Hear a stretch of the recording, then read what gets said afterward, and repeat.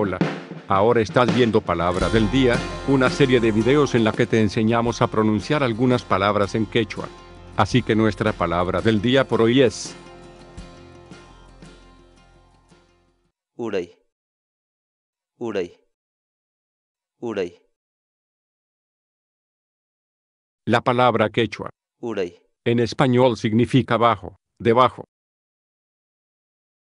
Por ejemplo, Allqchaqa pagakushan kawito urayninpi.